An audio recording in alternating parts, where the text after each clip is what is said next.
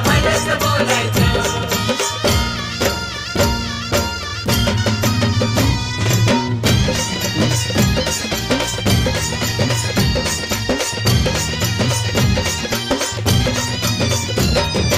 आल्याड bore Pallyad Wai दोन्ही बाजून घाट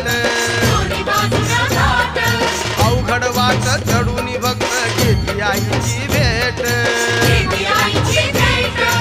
आल्याड bore Pallyad Wai दोन्ही बाजून घाट अवघड